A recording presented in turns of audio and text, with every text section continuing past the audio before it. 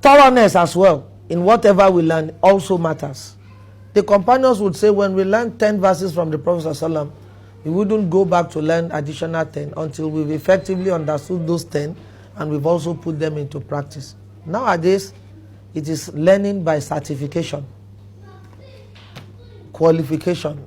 And qualification and certification is one thing, scholarship completely is another thing.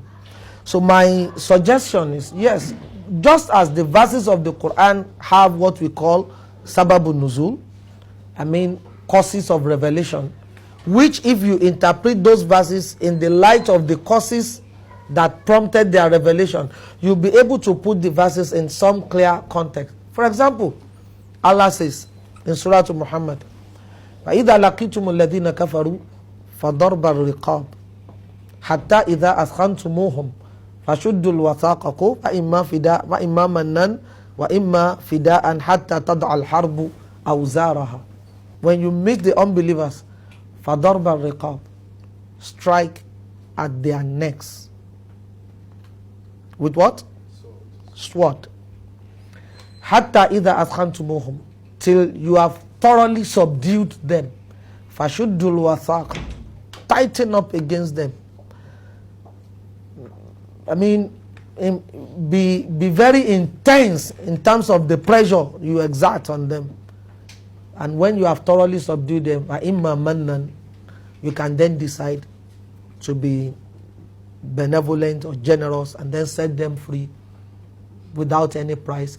وَإِمَّا فِدَاءً, and if you deem it appropriate because of the prevailing realities of the situation, you can also set them free on a ransom.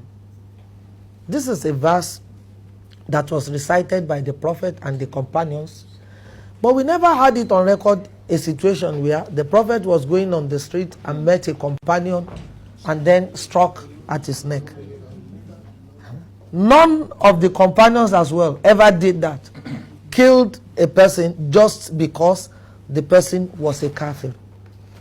This is a verse of the Quran. So Boko Haram, for example, you can find their leader standing before the people and quoting verses like this. But this is a verse that was peculiar to war situation. This is a verse by which Allah was charging his own army too at the point of meeting the enemies. And it's just, we all know war is about killing. Now, if the generals are bagging stars and whatever, they are being promoted and bagging stars over what? Killing and destruction. That is what they are trained to do. If you don't fire a rifle and something good will ever come out of it, it is something that will be destructive. But in Islam, there are always prerequisite measures to avert war, things like that. But when the commander-in-chief, that's also one thing we also must know. War is the prerogative of the imam, not of anybody else. And when we mean by the imam, the person who wields the overall political authority, the sovereign of a particular nation. We call President Buhari what? Commander-in-chief of the armed forces. To have provisions for defense, I think, is a necessity for any society. In Nigeria, we have Nigerian Air Force, we have Army, we have Navy. They are trained to do just one thing. What is it? Huh? Defense. How do they achieve that defense? Let's speak in plain terms. To do what? To kill. To fight. Is it wrestling or boxing? So if you want to understand such verse, you can only understand it in the context of the chief of army staff addressing a batch of the Nigerian army that are about to proceed to the northeast to fight Boko Haram.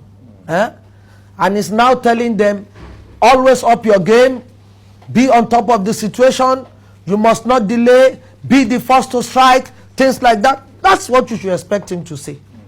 So, and that is the context in which that verse was. When you meet the unbelievers in the battlefield, don't hesitate. Don't waste time. Aim at their necks and keep up the intensity of your strikes such that you subdue them. And the moment you have realized that, okay, you've exerted enough force that they've come under, killing must not continue, you have two options. It's either you set them free after you had held them in captivity, or you release them upon ransom. وَقَاتِلُوهُنَّ حَتَّى لَا تَكُونَ فِتْنَةٌ وَيَكُونَ الدِّينُ لِلَّهِ. Two things must make the fighting continue. Hatta la takuna fitna. You continue to fight until you've gained enough dominance by which you can assert and determine your right. Then you should now be the person that can show, the party that can show benevolence